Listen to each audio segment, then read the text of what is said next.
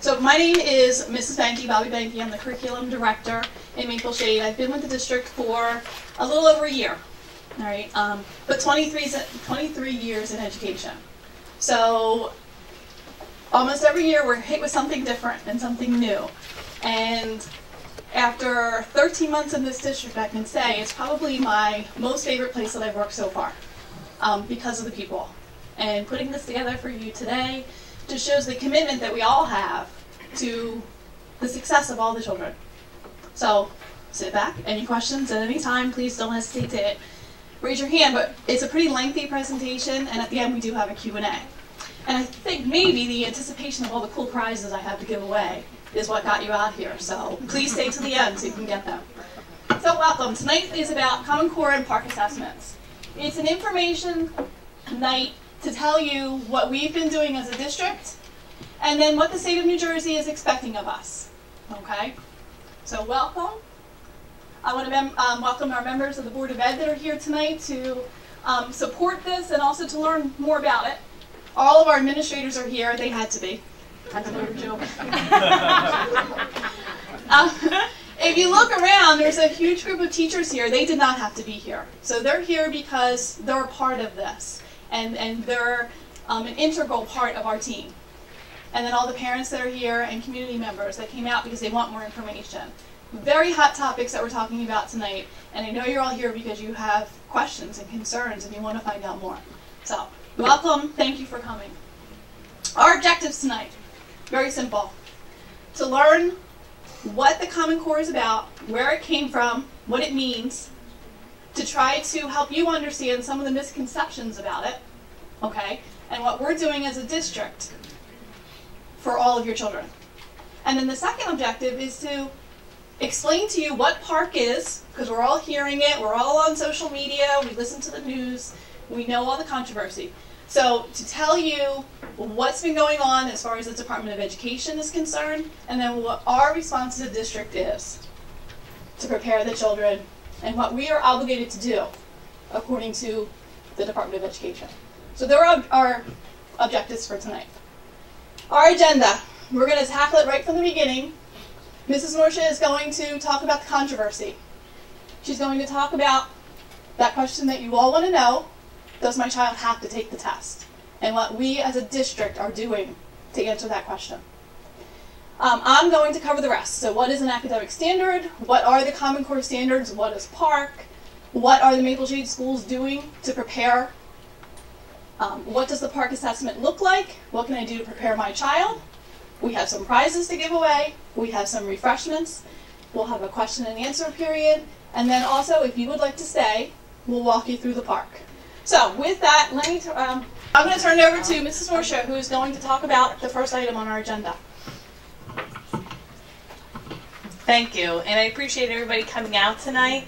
When I thought about what I was going to say to everybody tonight, it made me think a lot about our community and who we are. And I know that emotions run high with this. I've seen things on Facebook, I listen to the radio, the news. We've gotten a lot of upset emails. But I want to make it clear from the beginning, we're not the enemy. Okay? We're not the people that design the test. We are the people that have to carry out the test. And even if you feel that you don't want to take the test, we're going to tell you what that's going to look like, but we have to give the test. Okay? There's no we cannot say that we can just not give the test. So we are going to administer the PARCC test. If you refuse as a parent, you have that right. We're not going to sit here and debate your right as a parent. Okay? You need to write me a letter that says you're refusing the test. You'll receive a letter back from me saying that although New Jersey does not have an opt-out, I'm respecting you as a parent to refuse the test. Your child, the day of testing, will be reading a book or doing independent work in another classroom, in the office, depending on what is available at that time. Okay, and that's your right as a parent. So I want to clear that up because really we're here for information to give to you. A lot of people have questions. There's been a lot of wrong information that's out there, and we want to make sure that everybody has the correct information to make a really informed decision. Because there is a lot of controversy that is around this test. And I understand that. I can't stand before you and say that I support the PARCC test. But I am in charge of carrying it out as a district. Can I assure you that the computers won't fail? No, I can't. Can I assure you that the kids will find it, not hard or not difficult? No, I can't, because I'm going to tell you it's going to be a hard test. We've taken it ourselves. We find it challenging. But sometimes hard's okay. NJS was hard. If you ask your children, was the NJS easy? They're going to tell you no. Okay? They're going to say it was hard. So they're used to that. Can I tell you that the data that they promised us is going to come through? I can't. I can't tell you any of that. I'm not going to stand up here and pretend that. But we have to give the PARCC. And I have to hold on to the hope of what PARCC is supposed to offer us. What PARCC is supposed to offer us is raising the rigor in our classrooms. It's supposed to give us data to drive instruction. It's supposed to make our kids college and career ready.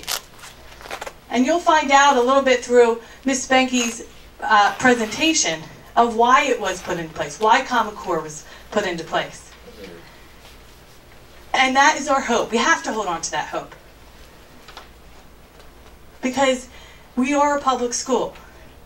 And we have to take direction from the Department of Ed. Now, what the state tells us is there's a graduation requirement. I know that there is a bill that's going along the assembly that will make that not happen. I hope so. We don't want the PARCC to be counted the first 2 years. But we're not in charge of that. And I would be remiss in my duties as superintendent if I didn't tell you of what are some of the challenges. It could be that. It could be our 9th, 10th, and 11th graders have to pass the test to graduate high school.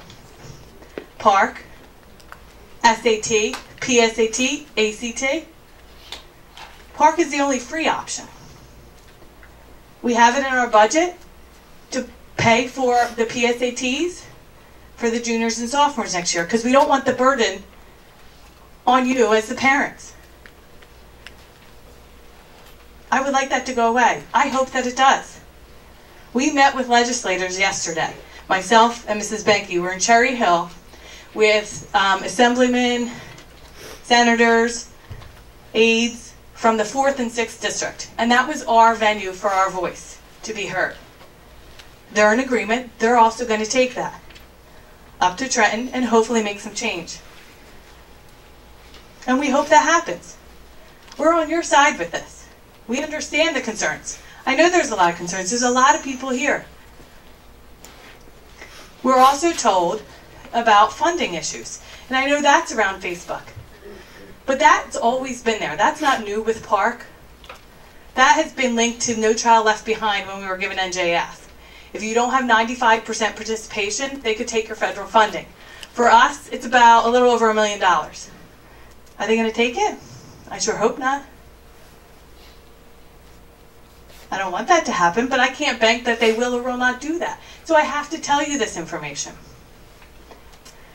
There's things with the PARCC testing that have been upsetting. It's been things that aren't true. There's been things that are going around that are saying that the PARCC has been designed by politicians. It wasn't designed by educators. But it was. It was designed by educators, just like NJS was. And there's also issues about teacher evaluation. Teachers' evaluations were scored with the NJS this year. There was not one of our teachers that went from effective to ineffective because of the score. Some of our teachers really did quite well and better because of the score. People are concerned that it's a politician game. People are making money off it. It's true. But people made money off the NJS. And they also made money off the Iowa and the CAT test that I took when I was in school. So that's all nothing new to us. Do we like it? Of course not. But that's the way that it's been brought up through our system. So I go back to we have to hold on to the hope that the PARCC is going to give us what we've been looking for in education. Because the NJS was not it.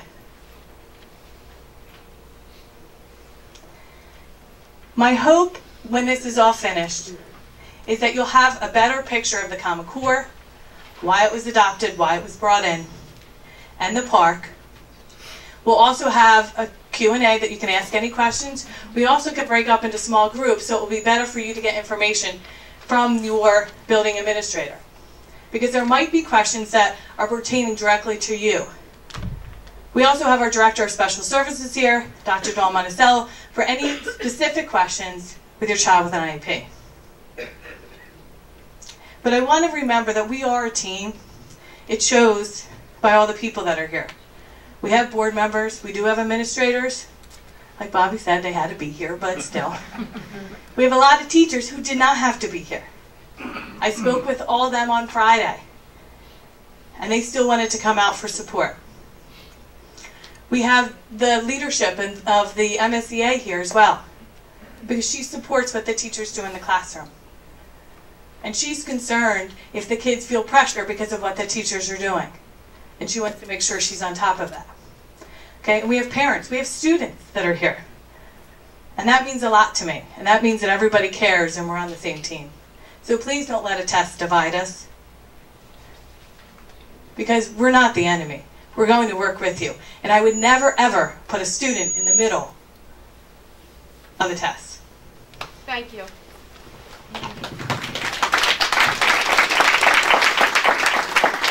I have a question for Mrs. Norsh, if you don't mind.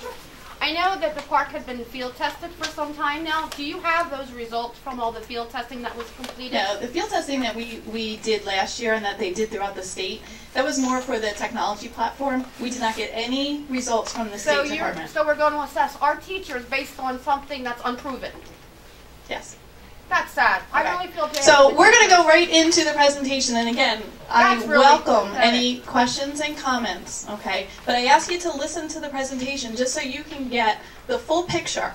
And the reason that Mrs. Norsha started the presentation is so that she could relieve any of your anxiety, okay? We do not have a sit and stare policy. We're not going to sit your child in front of a computer and say you have to take this test, okay? So just take a sigh of relief. We're not doing that, all right? We're not putting kids in the center of this. I'm going to ask you to have an open mind. I'm going to tell you for what it's worth, my 2 cents, okay? Because I also have a child in a public school in New Jersey. So let's start with what is an academic standard. And I'm going to go pretty quickly through this, okay? Because it's pretty long. So an academic, first we're going to start with, if nobody's seen this yet, it's a really interesting take on, we want to do the other one, on the Common Core. So it's a 3-minute video that will kind of explain why we moved to the Common Core in the state of New Jersey. We live in the age of high-speed information, and our children's education needs to keep up. We all need the Common Core state standards to make sure that students are prepared for college and the real world. Why? Oh, hey there. Why what? Why do we have to prepare? Isn't this the real world now? By the way, I'm Eddie. Well, hi, Eddie. You're right. It is the real world. But I'm talking about the future. I want to invent a time machine. Cool. Now, if you used your time machine to go to the future, what would you see? Robots that clean my room. Awesome. But you'll need more than high school classes to build that time machine, or robots. But why? Well, first you'd have to accelerate to the speed of light. That sounds kind of hard. See, the new standards prepare you for taking on hard things, one step at a time. It helps to think of them like a staircase. Why? Because the standards are like steps that take you closer to your college or career, while teachers like me make sure you really get a topic before you take a step up. And that staircase is the same no matter where you live. So even if you move, your new teachers know what step you're on. I'm moving? Oh, no. That's only if you move. It helps keep everything fair for everyone. Fairness is good. I think so too. Your teachers will also now have more flexibility to help you really understand critical ideas. Why? Well, the standards make sure you're really exercising your brain when learning things like fractions or reading and writing about books by famous authors. I'm reading James and the Giant Peach. And while you read that, a student in another school may be reading Charlotte's Web, but you'll both be learning to read carefully, looking for clues, like a detective. I'm a good detective. I can always find my mom's keys really fast. I bet you'll be good at meeting these standards too, and we can measure your growth better along the way to find out. I'm about 4 feet tall. That's one kind of measurement, but I'm talking about tests. Ew, I don't like tests. You're not the only one, Eddie. But the new tests are just replacing the ones you already take, with questions that show us whether you really understand things, like fractions. Here, take this multiple choice question. It's the kind you're used to seeing. You could guess and still have a 1 in 5 chance of getting it right. Heck, your cat has a 1 in 5 chance of getting it right. My cat can't do math. Now check out this new kind of question. Oh, can I try? Sure. 3 halves equals 1 and 1/2. That's here. Nice. You got that even though the answer wasn't staring you in the face. Staring's rude anyway. Wait, does this mean I'm gonna have to do more of that brain exercise? Yes, but if we work together and we're patient, students like you will develop the skills to be amazing inventors someday. Yeah, my mom says it's important to be patient. Your mom's a smart woman, Eddie. So that 3-minute video pretty much covered the entire thing. What is the point behind the Common Core, and then how it leads to some kind of standardized assessment. Okay, so an academic standard is basically a learning target. All right, we are given as educators from the Department of Education in New Jersey learning targets for each grade level, for each subject. Okay, this is where a typical 4th grader should be in June before they go on to 5th grade. All right, and we need that, all right, because we all need to be, we have 9, maybe Steve would know better, 9 4th grade teachers, okay? We want to make sure that no matter what teacher you have, really no matter what school you're in, if we had more than one 3rd and 4th grade building in the district, all right, or what county you're in, we want to make sure that those 4th graders are all meeting those same learning targets. Okay, so that's what an academic standard is. And we've had academic standards. I've been in education for 23 years. All right, we've had them way before that. So that's our guide. All right, and from those standards, districts build curriculum. Okay, the Common Core standards came into play in 2010. The state of New Jersey adopted them. This was a countrywide movement. Okay, that a child from New Jersey in 6th grade was receiving the same education in the state of New Jersey as in California. Sounds like a good plan, doesn't it? I mean, we want our children to have the same learning targets. We want them to be on the same playing field, all right, as far as where they're moving through their education. So in 2010, with the initiative of No Child Left Behind, okay, New Jersey adopted the Common Core standards. These are for English language arts and math. All right. At the bottom, it talks about what these 21st century skills are and the top needs of employers in today's world. The world is constantly changing. We could not even close our eyes right now and try to imagine what careers there are going to be 10 years down the road, because technology is changing everything so quickly.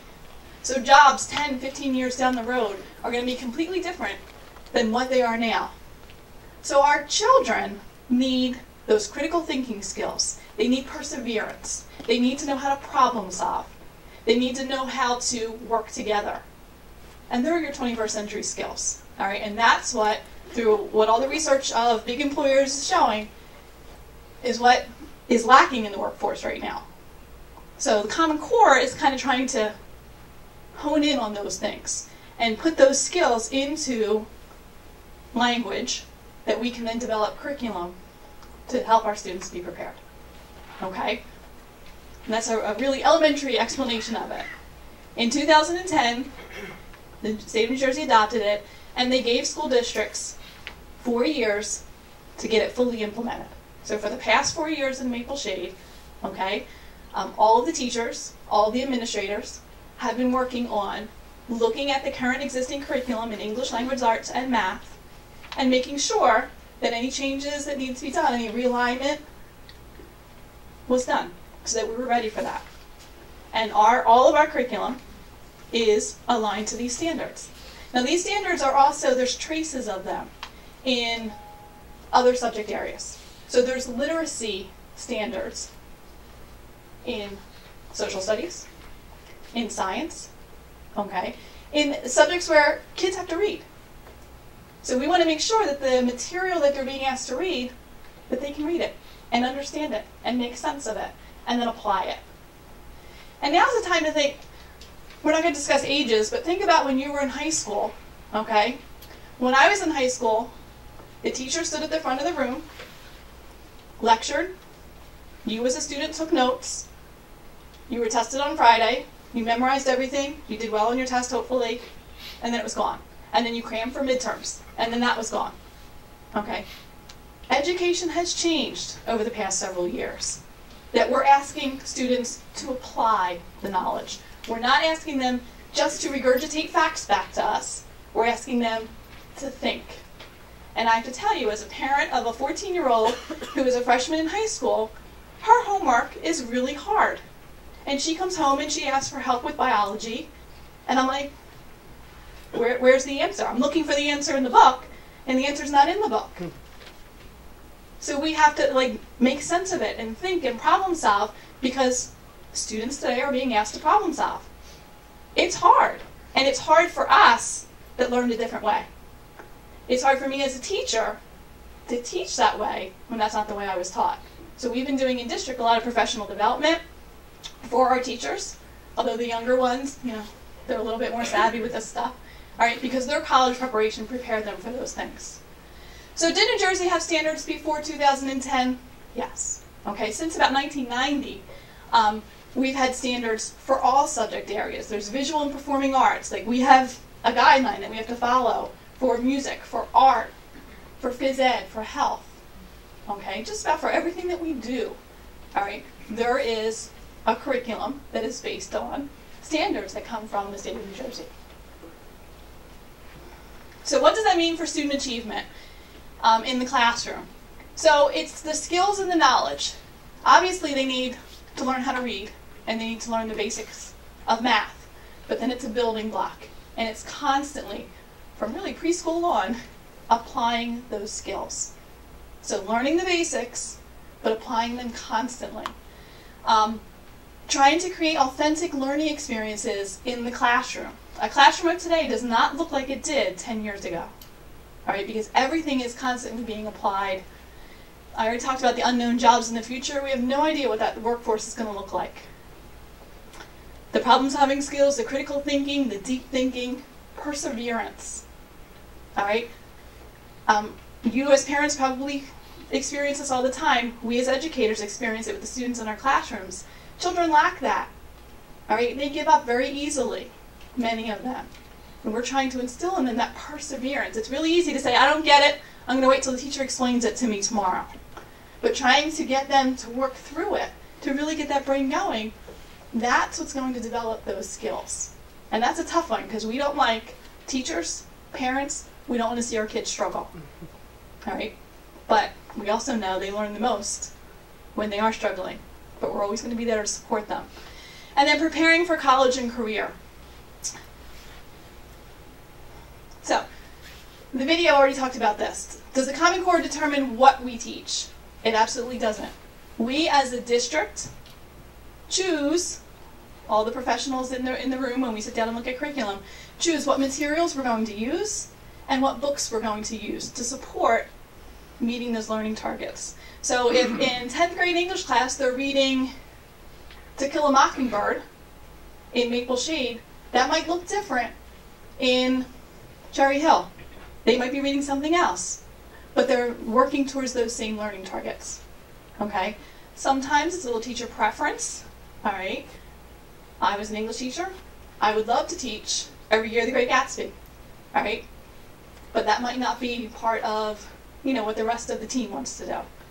So we have an adopted curriculum that is looked at and continually updated and refined every year. So some of these are a little bit redundant. So what does it look like in a classroom? You'll see, and you see this all the time with your children when they come home with homework, a lot of it is group work, learning to work together, okay? Authentic real world problems. I'm going to show you some math problems that would illustrate that.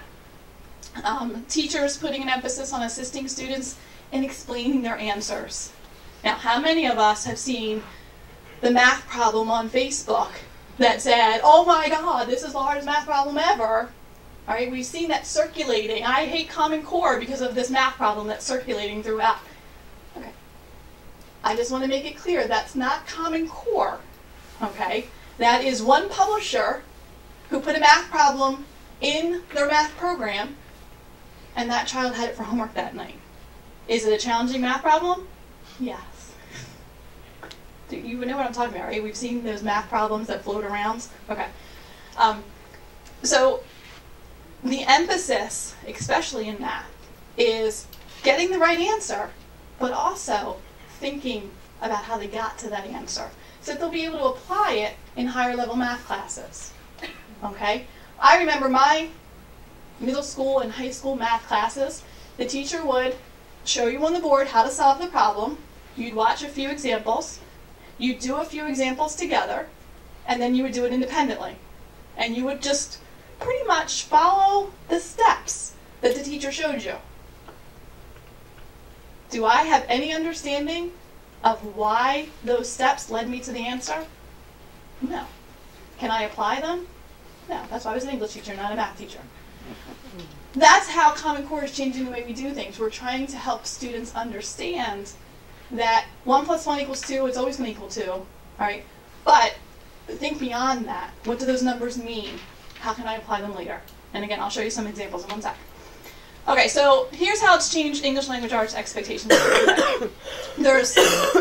With Common Core, there's a strong emphasis on informational and literary text, okay? So that balance, it starts pretty much in 1st grade, where there's more informational text being read. So more nonfiction, okay? Which is kind of cool because they're learning about the world around them, all right? So there's a nice balance in the early grades of the fiction and then the nonfiction. As we go up in grades, that changes a little bit, and there's more of an emphasis on the informational text, all right? I'm an avid reader, read all the time, okay? I read for distraction, I read for enjoyment, I also read the really boring stuff, a lot of times for my job. Most of us in our field of work, okay, are not reading fiction. We're reading manuals. We're reading how-to. We're reading reports, okay? So our children need those skills to be able to read those things and make sense of them. And that's where that comes in. So knowledge in other content areas, building knowledge about the world around them through text. Rather than the teacher standing in front of the room and telling them all they need to know, we're helping kids learn those answers themselves through reading, okay? A staircase of complexity.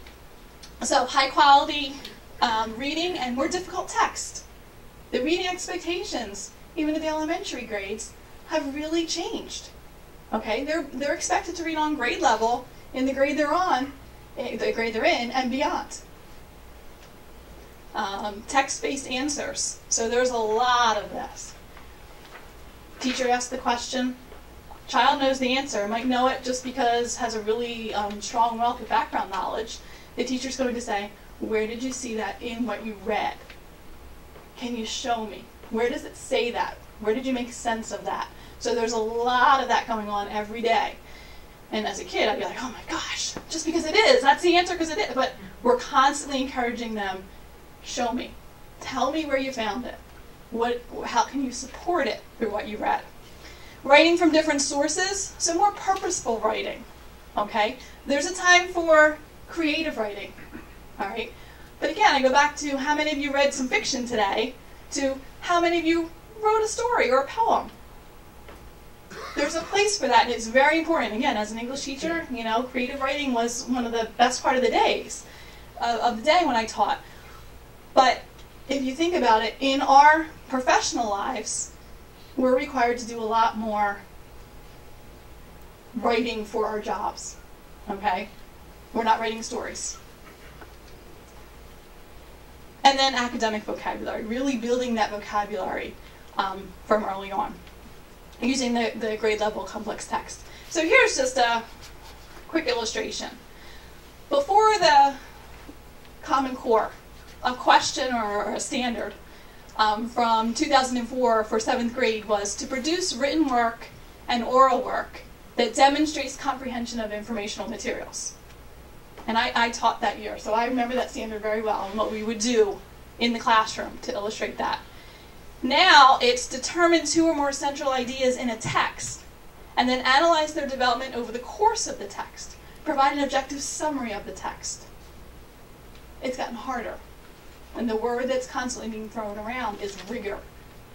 All right, and I'll talk about that more in depth, but rigor doesn't mean just give them more work to do. Rigor means give them work that challenges their brains and helps them to think. So the difference in math. I spoke a little bit about this already. Teaching more than just how to get the answer, follow these steps and here's the answer, to teaching them how to explain how they got the answer. Okay?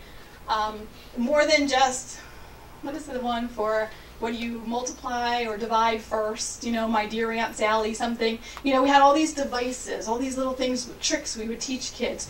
Bigger, better, borrow. All right, these little tricks that we taught them when we taught them how to subtract multi-digit numbers. But it wasn't teaching them the why. And that little device that we taught them doesn't apply as they go through the higher level maths. And it gets confusing for kids. So we're trying to teach them the why. These, I also wanted to list up here the math fluencies. These are the things that by the end of these grades, our kids need to know fluently, like without even thinking. So just take a second to look at that. And they're also, as you walked in, you picked up some handouts. They're on your handouts. Here's an example, elementary school math. On the left side, the old way of doing things. On the right side, the Common Core.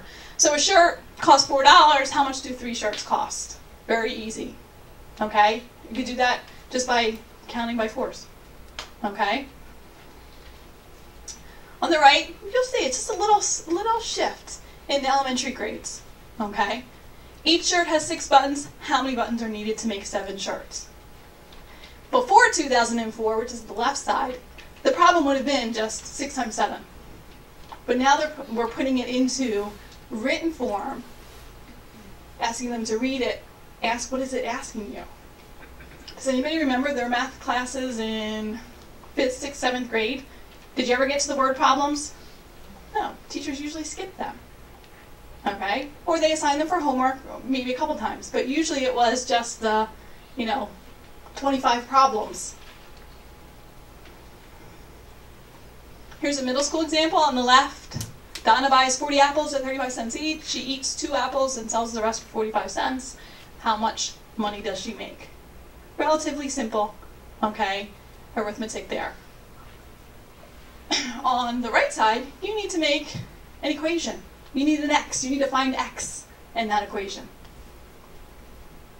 You see the little challenge there?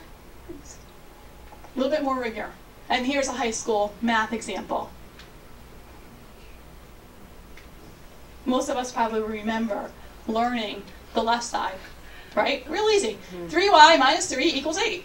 Then I got to subtract, and then, right? We just follow the steps, and it works. I have no idea why. The one on the right is asking me to explain. Can I have 2 different equations that have the same solution? Give me another equation for that. Harder. So when we take a break, after I get into a little bit about the park, you'll see around the room these big poster boards.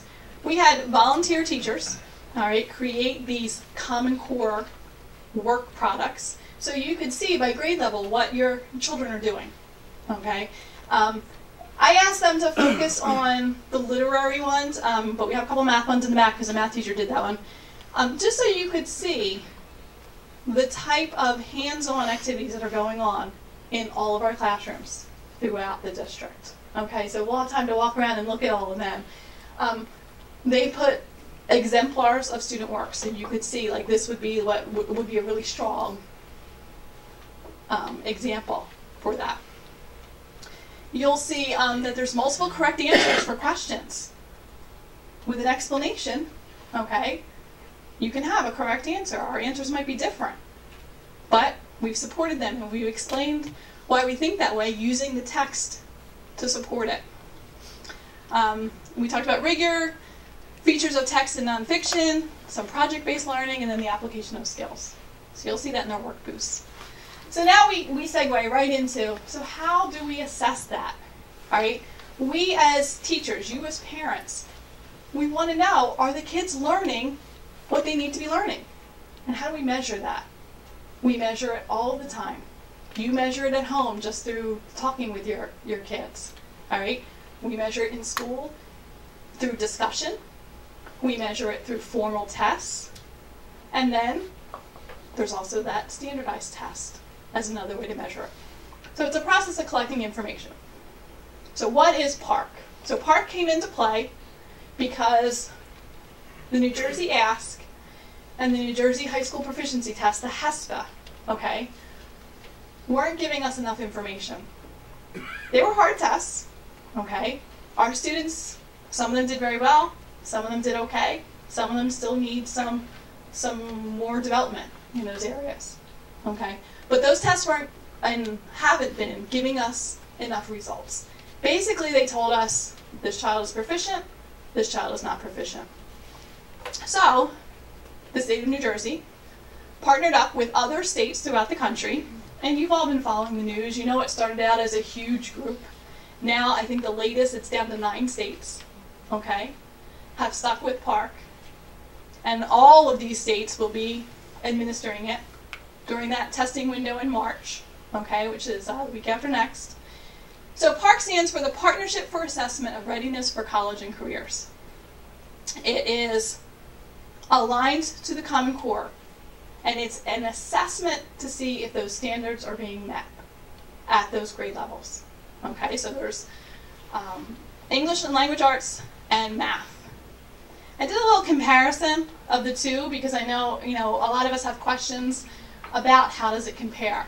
So on the left, New Jersey PARCC and the HESPA, that was administered once in late April, okay? The HESPA was actually administered in March to high school juniors. The PARCC, as of last year it ended, but the PARCC was administered to 3rd through 8th graders. Okay, so it was 3rd through 8th grade and 11th grade. It was paper-based, so they had a test booklet and those little Scantrons that they filled in. Typically, and Maple Shade is no different than the district that I am from, the school would shut down for the week, meaning it's PARCC week, nothing else is being done. Kids were tested all morning. Usually the testing session was 1.5 hours to 2 hours. All right? Then they would have lunch. And then in the afternoon, the teacher would show a movie, or they would play, some educational games. But there wasn't any learning going on. Okay? The school would literally be shut down for the week. I already said that. Science was also tested in 4th and 8th grade. And then you also have the New Jersey Biology Competency Test, which is given to students that are in biology in high school. We talked about that. Test prep. There was a lot of test prep, okay? Maple Shade is no different than any other district in New Jersey. Kids that weren't performing well on the PARCC ended up in PARCC prep classes, okay? HESPA prep classes at the high school level. There was a loss of instructional time. On the right, we haven't given PARCC yet, but this is what it will look like. All right, it's administered twice. It's one test, but it's over 2 blocks of time. It's computer-based, so the students will sit behind a computer, and all of their answers will go into the computer system. They'll be typing their answers on the computer. They'll be choosing multiple choice questions. They'll be doing drag their answers into boxes. I'll show you some examples of that. I'm going to show you Maple Shade's. It's still a rough draft of our schedule because I hope you can understand how challenging it is to try to get all of our students on computers during a small block of time. All right, so I'll show you some examples of what we've been working on. It's different because, well, school does not shut down, and what I mean by that is we've designed a schedule that the students, for the most part, in 3rd through 11th grade, are going to be tested during their double blocks that they already have of English, Language Arts, and Math. All right, science, social studies, gym, art, all those things will continue to go on. And instead of English class, them reading a book that day, they're going to take the PARCC. It'll be given to students in grades 3 through 11, math, grades 3 through 8, and then there's an Algebra 1, an Algebra 2, and a Geometry. If a child in a junior in high school is in calculus, they're not taking a PARCC math. Okay, they do not need to. It's approximately 60 to 90 minutes a day. The times vary according to grade level. There's really no test prep. Okay? First year, we've done some test prep. What I mean by test prep is getting them on the computer so that they're familiar with the platform. We don't want any child to sit and take the PARCC and not know how to manipulate through the screens. So we'll talk a little bit more about that, and I actually have one of our computer teachers here who's going to tell you a little bit about what she's been doing in the computer classes just to get students acclimated to that. And then it's a regular school day. So what are the purposes? I'm not here to sell you on PARCC. I'm going to give you my 2 cents. But this is what we have been told, okay, and called the promise of PARCC. It's going to determine whether students are college and career ready or whether they're on track for those things, okay? If any of you have college-age children, all right, when they go into college for their freshman year, most colleges require them to take an entrance test, which will tell them whether they can go right into their first English and their first math class. What happens if they don't score proficient on those tests is they end up taking a remedial English and math class for no credit at an expense to you.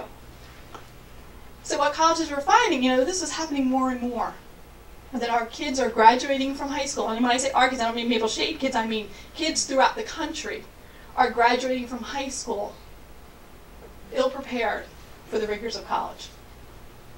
So that's another one of the ideas behind this, that we're going to prepare them better.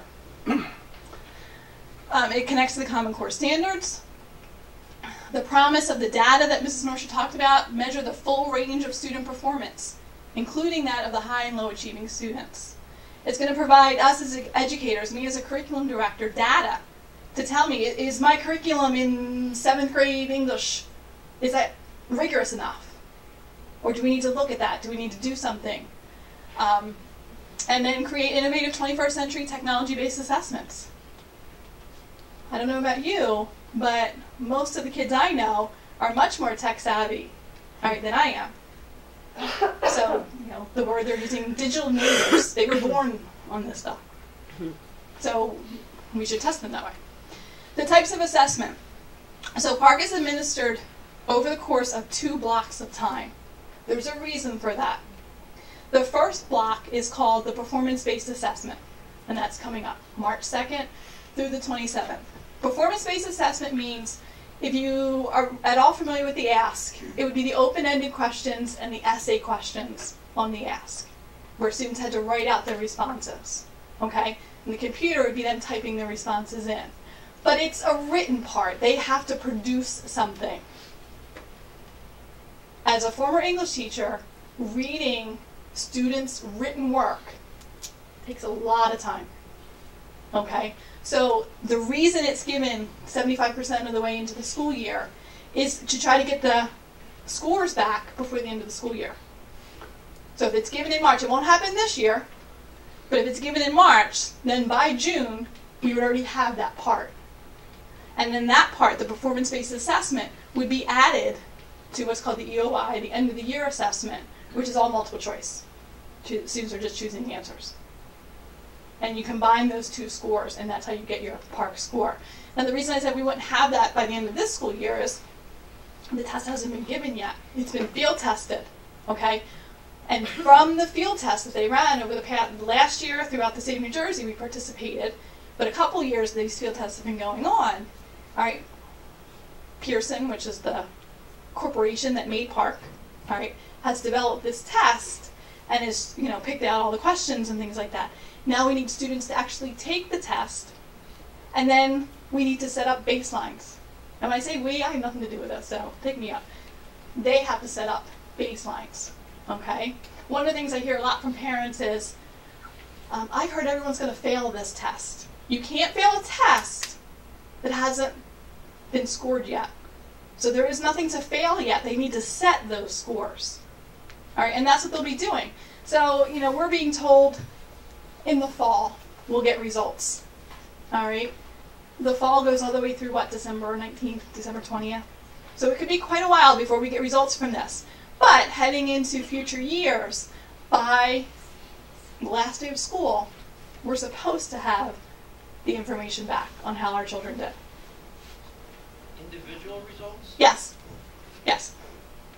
And they're the types of questions we talked about.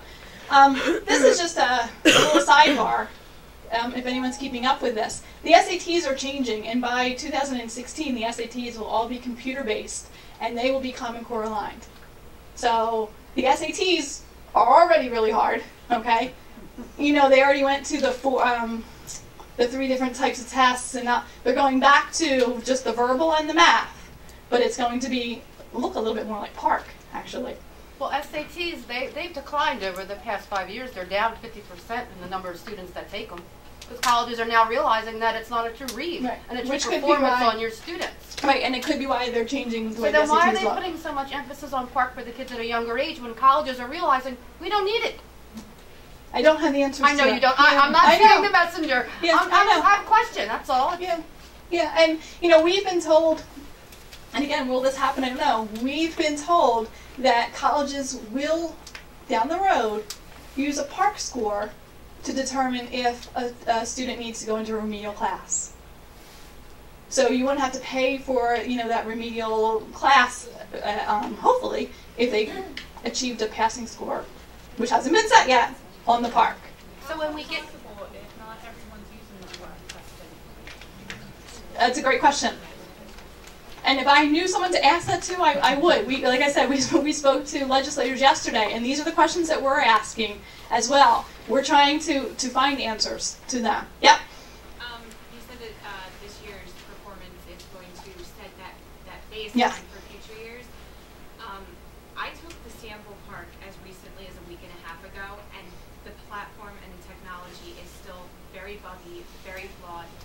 How is that going to set an accurate baseline if it's so, if the system? That's a great question, and also just to piggyback on that, if a lot of students do refuse, we can't say opt out, but if they refuse to take the test, how are we going to have a large enough sampling to get that? So I don't have the answers to that. All I can tell you is this is what we're being told. This is the thinking behind it. What's going to actually come to fruition? I don't know. I don't know. So then the data that you collect on the children come year end, once it's up and running, full Yeah. steam, what do you do with a child who hasn't reached assessment at the end of the school? Do you put them back, hold them back? No, absolutely. But then what what do you do it to will help that help us child? do, so let's say we have a 4th grader who, let's talk 3 or 4 years down the road, okay? If this all goes off the way it's supposed to, and we're 3 or 4 years into it, okay? And we have a 4th grader, we get the results in June, says they're not proficient in these areas. I'm going to show you some score reports, what they're telling us, and by they I mean Pearson and also the Department of Ed, some score reports that have data on it that will pinpoint for us as a district and then for the classroom teacher where the area is that we need to put more emphasis. It will not say, no, this child can't go on to 5th grade, okay? It'll say to the 5th grade teacher, you know what, this is an area. This whole group of kids is struggling in this. Or maybe it's a piece of our curriculum that we need to look at and say, you know what, we need to revamp that. So what will you do for those children that aren't proficient in that future? You're talking about how the teachers will better do their job for upcoming students. And what about those children that... So they'll be, I mean, right now we do that for children that are struggling with the ASC. You know, we didn't have really good data, we just had they were proficient or they weren't. But we would look at that group of kids and say, you know, what extra things can we do? Whether it be after school programs, whether it be small group Will the tutoring. information go on to the teachers for the future for that child? Yeah. Yeah, because it would be valuable. Like if I have this group of kids coming into me in September and I know, you know, this child is really struggling with geometry, okay, at a 5th grade level, then I know I can target that with that child. Or this child's really strong in reading informational text, but isn't able to verbalize it or something, isn't able to support it enough. I can really individualize instruction Again, that's, How do you do like I that said, with it's the class promise of it. 25 students? Good question. Good question. Yep. If the children are taking this test on a computer and the answers are being generated that way, why does it take so long to get the feedback back? Well, still the answers, the written part that the students are doing is still read. The computer's not scoring that. So there has to be a human reading that. And I'll show you some of the proficiency levels. Yeah. So the questions on the test are for their grade level. Yes. Okay. They're hard. And I'll show you, they're hard. Okay, so what are we doing? Okay, and what have we been doing? Let me finish this slide now. Please hold on to that, okay? So we are aligning curriculum. I've already talked about that, okay? We've been working with teachers. Teachers have been going to professional development. We've been training. We've been focusing district-wide on what we call close reading, really learning how to read something and make sense of it and apply it. Reading and writing across the curriculum. I mean, this is going on in music class. We're asking them to read things and write things about music, okay? But asking, so we're all kind of, every teacher, no matter what the subject area, is kind of in this together. In preparing them, not for PARCC, preparing them for success, okay, in their future endeavors. Increase in the rigor, and again, I'm going to repeat, rigor doesn't mean give them more work to do, okay? It means step it up, more critical thinking. We're embedding assessment practices in the daily instruction. We've revised our technology curriculum, all right? Professional development for staff and relevant real-world activities that promote the critical thinking and performance-based things. All right. We had a question in the back. Yeah, I'm sorry. I That's never okay. to get to the what are, for students with 504s and IEPs, how is that going to be addressed since it's a totally different Okay. I have a bullet point for that, and I will explain it, so hold on to that. Okay, so now I'm going to talk a little bit about what the test actually looks like, especially in each school. All right, so there's testing sessions.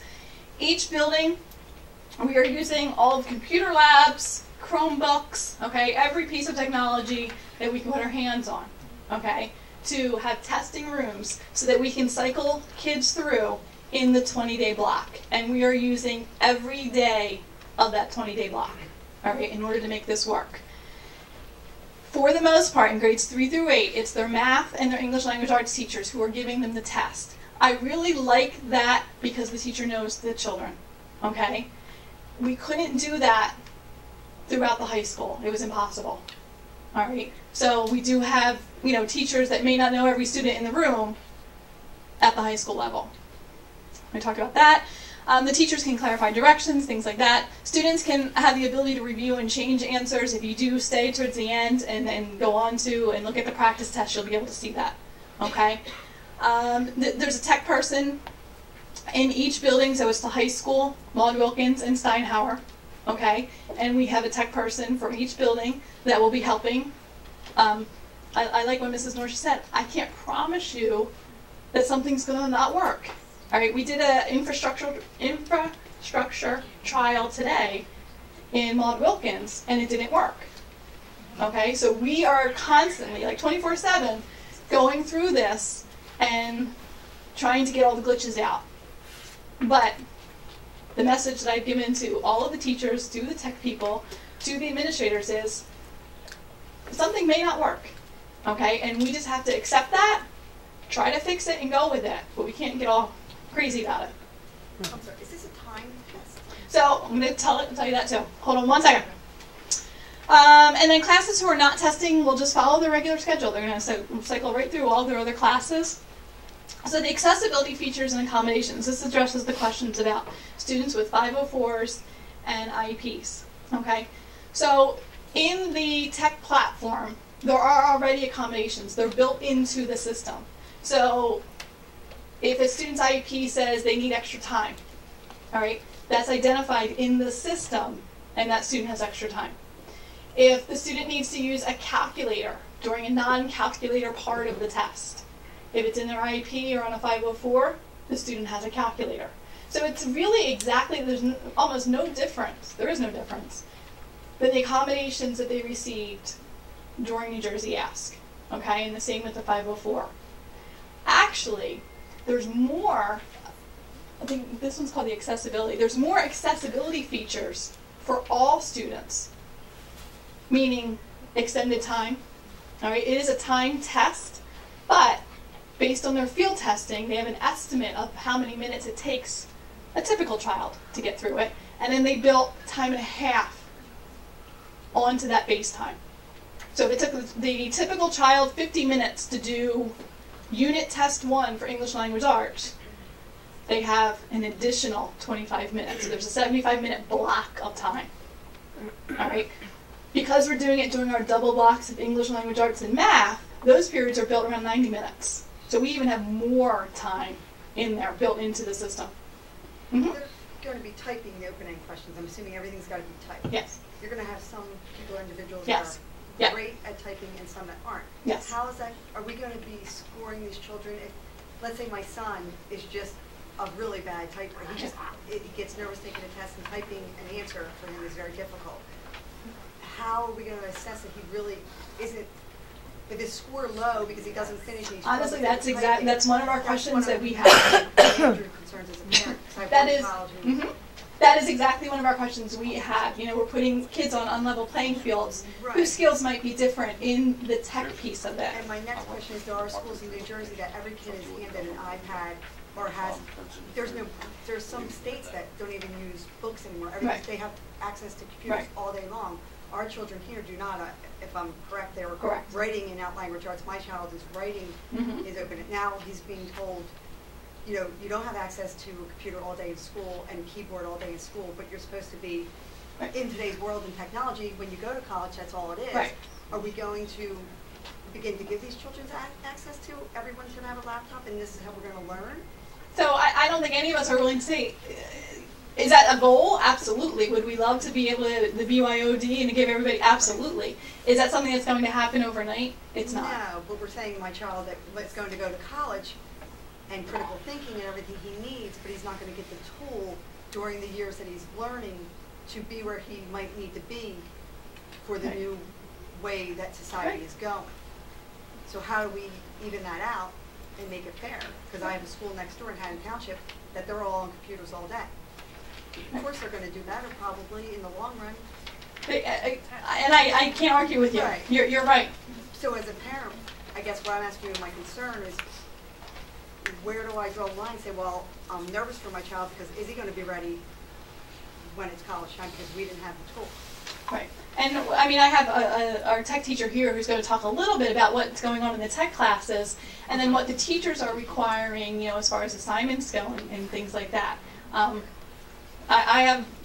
That's a great question. I don't have an answer for you. Just so everybody knows, when we talk with superintendents and roundtables, very few schools are like a 1-to-1 ratio. I mean, it's not out there. Haddon Township is going to be really one of the unique places that you're able to provide a computer for every student. It is our goal, absolutely. I think we're probably one of the only districts to have a Promethean board in every room. I mean, that's something to be proud of. So, we at the time went through the Promethean boards. Now we're trying to get the Chromebooks, the iPads as much as we can. So we'll get there, but it's just not an overnight budget question. But how do you feel about, too, there's other states. I mean, Virginia, the state of Virginia, they are bookless. They don't even have books, so they're way ahead of us. But we're going to be compared to, you're saying they want every state to but just don't forget, just because they can type doesn't mean they have the knowledge. We've been for a long time. New Jersey, I agree with you 100%. And New Jersey has been a leader. I mean, everyone has to understand that too. We're nervous about this, but when you look at our NJAS before compared to all those other tests, we were #1. I mean, that's something to be proud of as a state. So now we're saying we're into PARCC, but I think all those other states, they're scared of us because we've been higher than them. Our curriculum standards before were much more rigorous than any other states. So we're not going to know till it all comes out. But do I think our kids are prepared? I do. I really do. And it's only going to come out when we see the results. If we don't have results, we're not going to know how we fare. We need the test results. Well, then, to your point, if we're #1, then what are they measuring us against? What are they measuring our kids against? If New Jersey and if our kids are already ranked at #1, if they measure us against Virginia, it's going to be scaled differently. Mississippi will. No, it won't be scaled differently. Why? Well, because all the kids that take it and throughout the country of the 9 states, all of those kids are going to be like clumped together. I think that's the number I read today was like 5 million students they anticipate taking. Right, so that's this where the test. baseline. And then they'll set the baselines. So you're just using it on the kids that are taking the PARCC test? Yes. Do we know the demographics of that area and those children that are taking the test? Are they more? Well, there's 5 million kids here. There's 9 states. That, you know, Yeah, the states are like Massachusetts. I mean, I don't know all 9 of them, but New Mexico. You go to the Ohio. Pearson website, they list the states that are currently taking the So the test. demographics of who is Yes. actually Well, taking the test? the state. It's not the demographics, it's the whole state. Well, the So states it's will not- vary too, based Yes. on where they Well, that's fall what I in said. education. Yes. Well, if Massachusetts digs themselves out of the snow, then They'll we'll take know. it. Yeah. Okay, go ahead. They can get to school, then they'll take the My test. daughter in her 504 plan, for testing, she is allotted somebody to, check and make sure that she's staying on task. Mm-hmm. With the NJ Ask last year, I guess because of the way that the testing was administered and that there were no actual classes per se during the testing period, they were able to do that. But what would be done for her for the PARCC, because I'm not going to demand that my child's teacher sit next to her and keep her on task. She's got like 20 some other kids in her class. Right. So it really depends on the situation. That might be a question that you'd want to direct to the building principal for more clear picture about your child. But we do have students that are considered untimed. So that group of students would be in a testing room until they finished. There's a question over here. Like my son, he will be in 3rd grade next year. So they have the same requirements as the rest of the grades. Like that's putting like a lot of pressure on like a 9 or 10-year-old. Like I know personally my son, with how they do the Common Core, like he has to do the timed math test to move on to the next, I guess, bracket you would call it. Like sometimes it's a week or 2 before he can, like that's a lot of pressure I feel for someone so young. Right, and at the elementary levels, okay, the teachers and the administrators, we all kind of share the same philosophy that a lot of this learning is developmental, okay? Your child might progress at a different rate than my child, and that's okay, that's normal, our brains develop differently. So I promise you, and I feel really confident saying this, our teachers are not in any way intending to pressure the children, okay? It's to support them. They feel the pressure, obviously, okay? Because by the end of 2nd grade, every 2nd grader has to be reading on the 2nd grade level. But that's not realistic, okay? Because children develop at different rates, and all of our teachers know that and believe in it, all right? So, I mean, I really feel confident saying that. How much is it, just in general, on standardized testing? How do they weigh that with the child? Like my oldest, it does very well in school. She's honors and everything, but she doesn't test well on the test. So the teachers really, like when they get their scores back, do they base it a lot on that state testing, or are they taking everything, So because if you look at her through the year, Sure. it And I doesn't think you've measure heard this term before in a lot of letters that go home from administrators and things. It's called multiple measures, okay? It's one test. Any letter I ever wrote about the New Jersey Ask always had that statement, that we use this as one piece of data. The state of New Jersey might use it as the one and only piece of data for us, okay? But we are educators who are in the business of helping children. So we're going to use it as one data point. If it's valuable information, if we can get some data to better help your child, then yes, we're going to do it. But is it the end all be all? Absolutely not. Absolutely not. Let me roll through the rest of these, okay? Yes, please. Because we'll be here all night. Yeah. Okay, so the schedule is for the three different schools, and when I sat, each building has a test coordinator, and I oversee them. And when I sat with them initially, we discussed our goal, and our goal was to have the least impact on instructional time. We don't want the school to shut down, okay? We want this test, take the test, be done, go on, all right? So that's how we kind of designed a schedule. This is the guideline, and I know this is hard to see, okay? This is really our guideline. This column over here are the grade levels. This one here talks about the estimated time. Remember I told you the typical child. And those times are based on field testing. And it ranges from 40 to 60 minutes. Okay? And then the right column is what we had to block. All right, you know, to get the kids on the computer, to give them their seal codes to get into the computer, all this, you know, administration stuff. And it's built around the 75 to 90 minute block. So don't try to take a picture of this, don't take it home and study it. All right, you won't understand it. I'm still struggling to understand it. Each building has its own system. This is an example. It's still in rough draft form. We will finalize everything up until the last minute because we're trying to make it all work. Okay?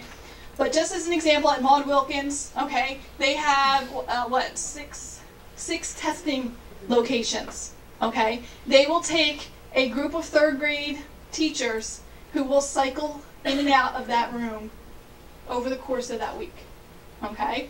And it's pretty much in and out. Steinhauer, same thing, all right? They have about the same number of testing rooms, and the kids are going to cycle in and out. And then the high school, that's a whole nother story, okay? It still is a very challenging schedule to build because imagine in 3rd through 8th grade, okay? Kids are in English language arts with one teacher. At the high school, you know, you have, English was kind of easy at the high school. English 9th grade, English 10th grade, English 11th grade. But then you have Algebra 1, Geometry, Algebra 2. And you couldn't say all freshmen are in Algebra 1, because they're not. Some are in Geometry. So that's where it got tricky. And our Director of Guidance has been spending many a night working on this. All right? It's not an easy process. So I'm going to take a little break just for a second and turn it over to Mrs. Miglin. She's our technology teacher, and she very generously volunteered just to give you a brief overview of what goes on in our technology classes as we try to prepare for this tech platform. Okay. Are you still going to click for me? Well, you're on the one slide. Oh, good. I only have one slide. I do have laryngitis. I don't normally sound like this, well, except for once or twice a year. Our kids are digital natives, as we have said. Here in Maple Shade, hello. They have been using Typing Master, Mr. Capello, for how long? I put you on the spot. 2 years now? 2 years. So they have been coming to us from Yoakum. Do I need to use this? Yes, I guess I do. I normally talk much louder. With Typing Master under their belt at least 1 year. And then they come to me, and then I really make them type, and then they complain and say, my fingers hurt, my pinky doesn't go this way, why do I have to use my thumb? Because I make them use home row, and I make them type the normal way, because I don't like little chickens in my typing lab. Unlike Mr. Capello, who hunts and pecks that way, if you ever watch him type. I still love you. But he's actually very good that way. I do have to compliment you.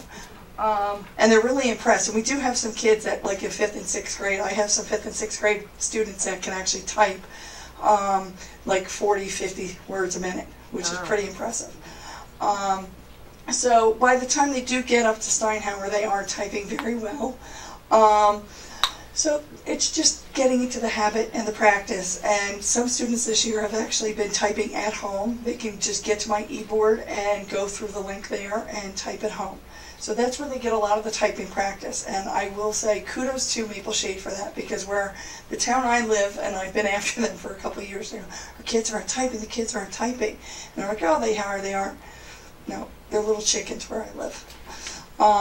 So I'm confident that when it does come to the typing, that our kids are going to know how to use it, not only through the typing, but from the curriculum, which I will say I wrote. Just jumped into the fire when I first got this job 4 years ago, writing the curriculum through the research. What are the kids going to know? Looking at what the state requested that we needed our kids to have. And I wanted them to actually, rather than just play games using the curriculum and learn, I wanted them to actually use the program. So they get into Microsoft, they go in and they use Microsoft Word, they use presentation, they will make PowerPoints, they know how to use Publisher, they know how to just the basics of Microsoft Excel, you know, they know it's my favorite program because it can do the math for you. God bless you. Because Mrs. Miglin doesn't do math. That's why Mrs. Miglin's a reading specialist. because any program that could do the math for me is a great program. So they know how to use the basics of Microsoft programs when they leave Steinhauer and go to the high school. So they do know a lot about computers when they leave. So they're very comfortable with their technology skills. Getting into the park, though, what I have been doing with them, and I tell them, I'm not teaching you the content. That's your language arts teachers and that's your math teachers. I am teaching you the tools, and we have been going into the park practice test. I taught them the samples, and we went into the practice test, and we played around with the tools, and they will show you in the math test how the protractors and the rulers will spin around.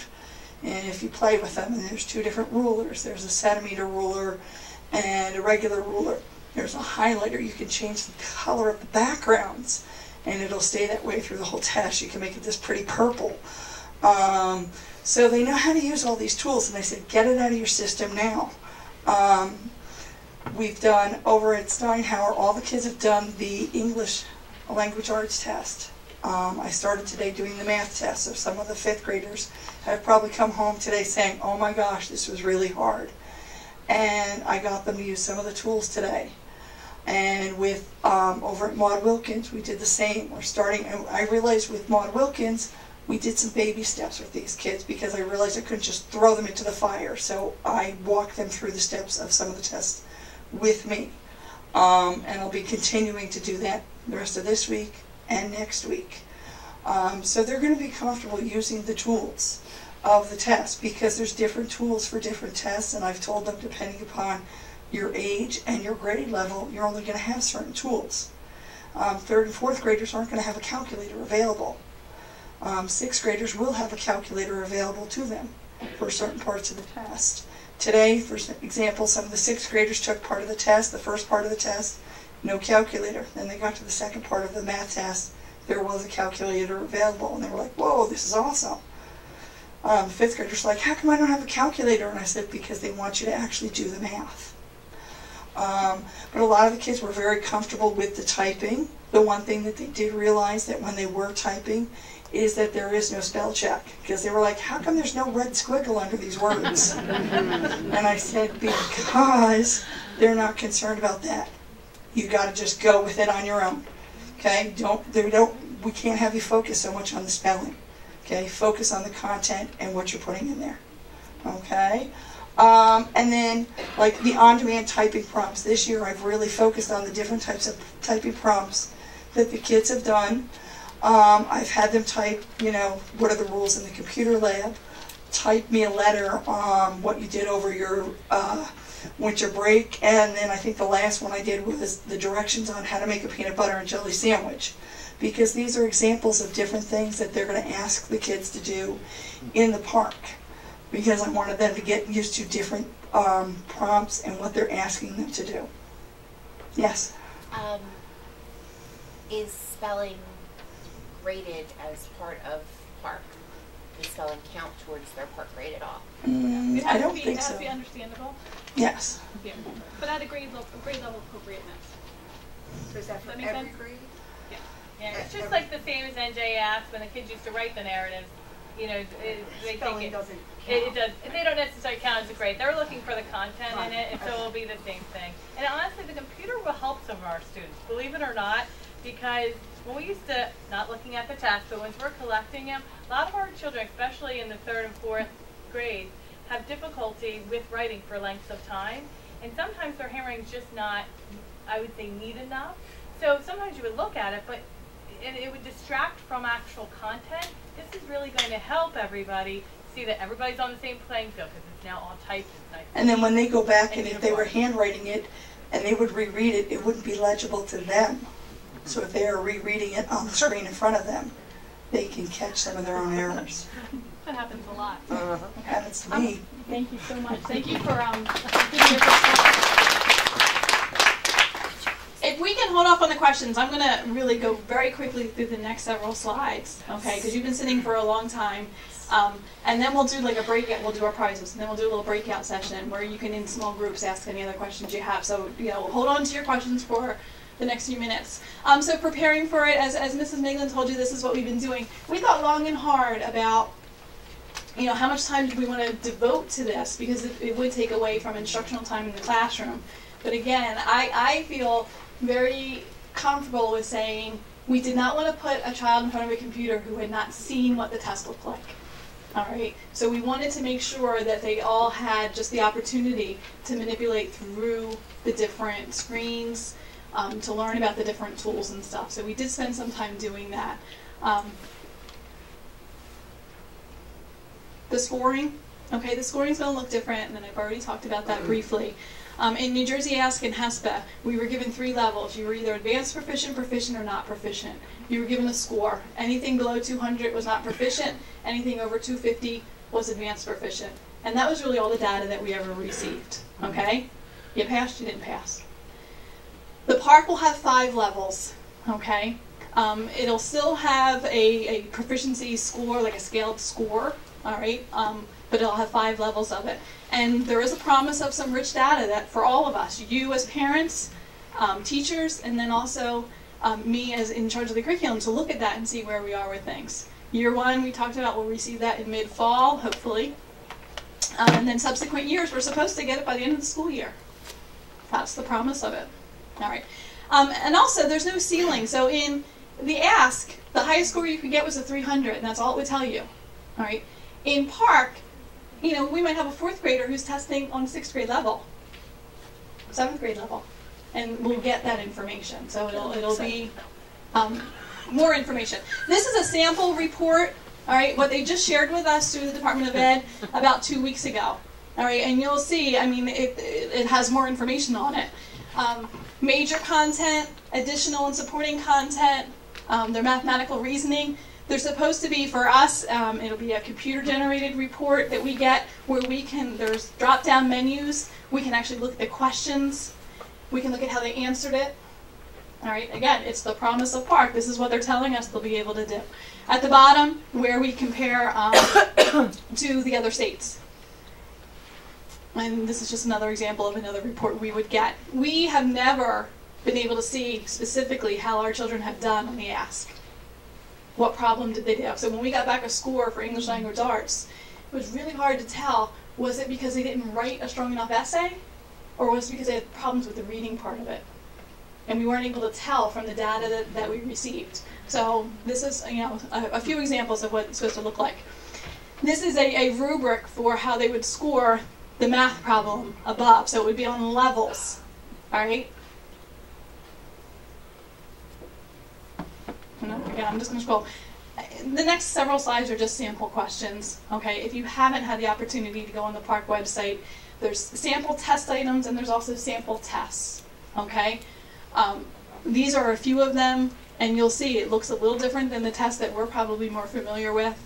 Here's an example of a math grade 4, where they would actually, the gold boxes in the middle, they would drag the answers into the appropriate places instead of a multiple guess kind of question.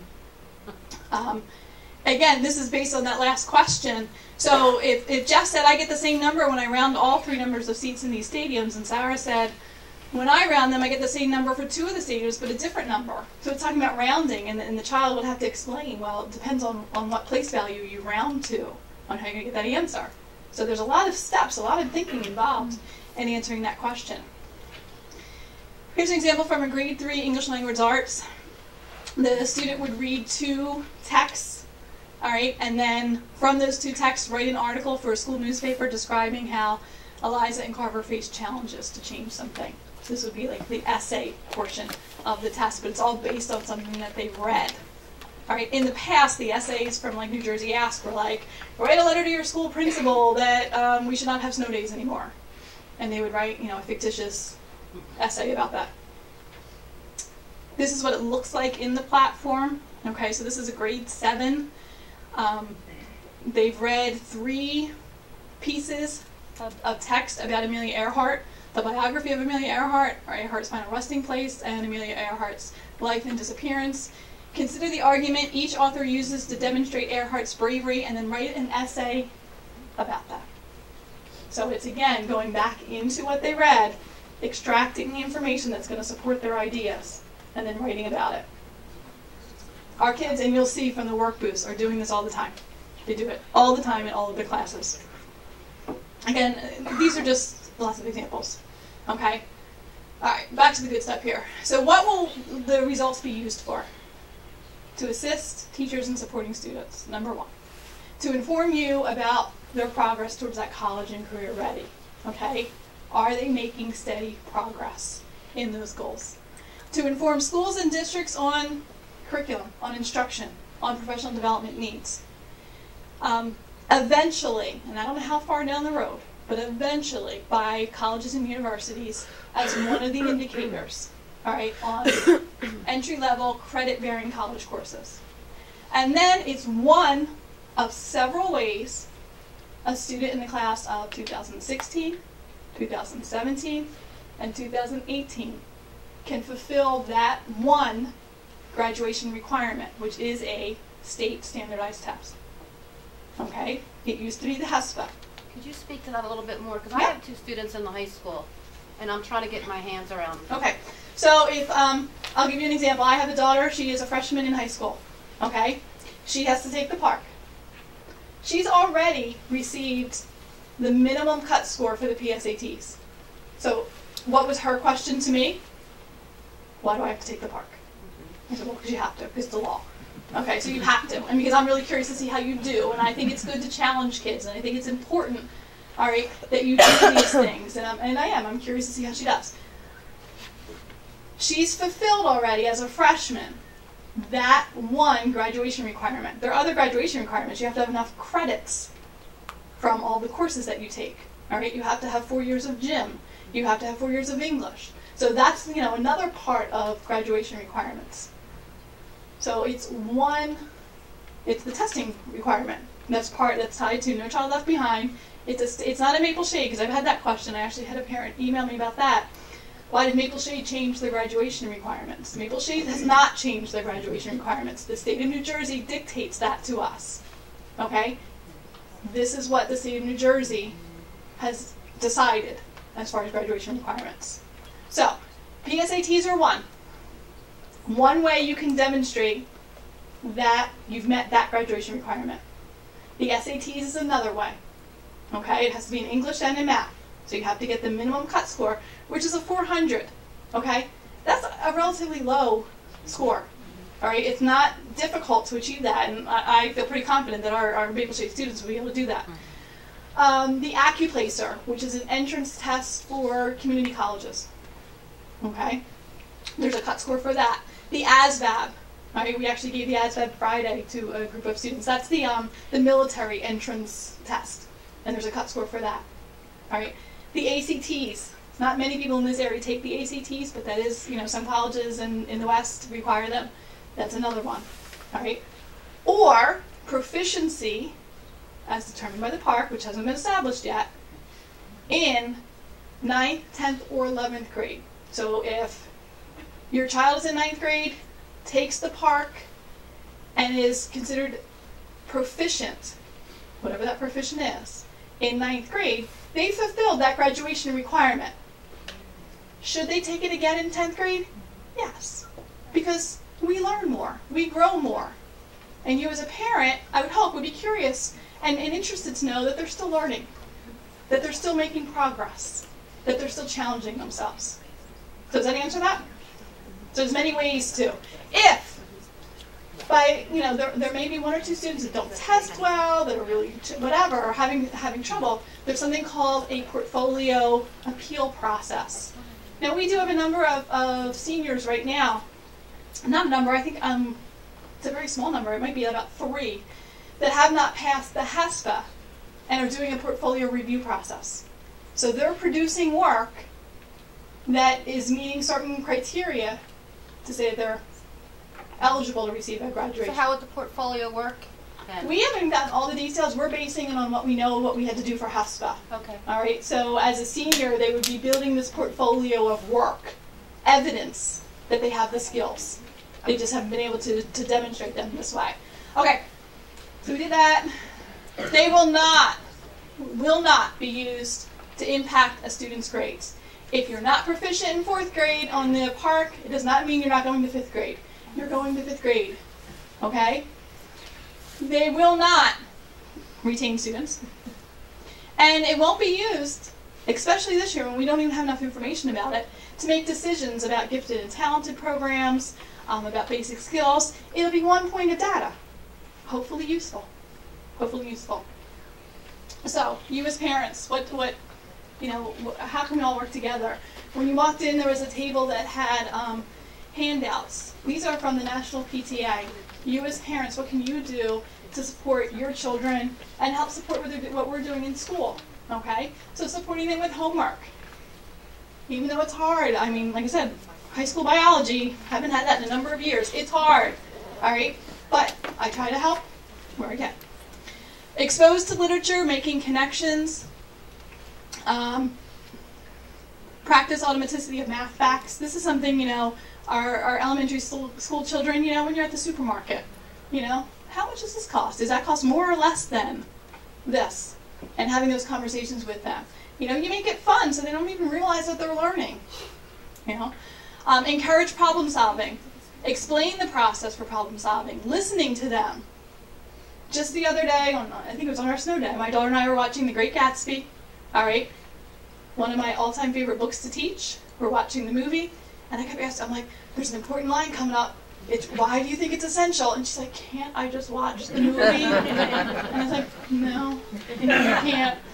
So just having those conversations with them, just to get them talking. Practicing typing. Using technology tools, okay? They're really good, especially, with our phones and with our iPads and things like that, using their fingers to do those things, all right? But they need to also be pretty good at using the mouse to do it. And then help support us with that stress-free, all right? I'll be honest, I'm 100% stressed out over, is this going to work in 2 weeks? Not even 2 weeks, the week after next. Is everything going to go off? Is the technology going to work? Or is our schedules going to work? All right? But I don't think, and you guys can tell me if I'm wrong, I don't think any of my colleagues know that. All right? Because we got this. We are good. We're going to do the best we can. And as a teacher, that's the message I always give to my students. As a parent, it's the message I give to my child. It'll work. And if it doesn't work, it'll be all right. We'll get through it. So I'm a junior right now, and I have one opportunity to take this test. So if I put you on the spot, could you justify jeopardizing my high school graduation for statistics that won't be used in high school? They won't be used next year. They won't be used in college by the time I'm applying. So how do you justify jeopardizing my graduation for statistics? Okay, so I'm not jeopardizing your graduation. Okay, this is not Mrs. Banky saying you cannot graduate. She is my boss. Okay, I am not responsible for all of this. But what I can say is there's lots of opportunities for you to demonstrate that you have mastered the skills necessary to get a high school diploma, and this is one of them.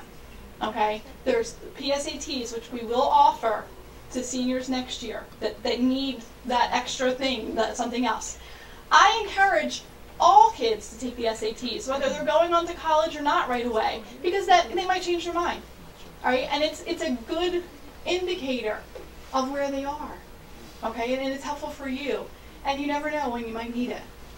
We've made a decision district-wide, and hopefully it's something that we can keep in the budget, to give the PSATs, like the expense would be on the district, to give the PSATs to our students, all right, to help them with that. So, no, I can't justify it because it's not my decision, okay, but I will do everything I can to support you to get where you need to be.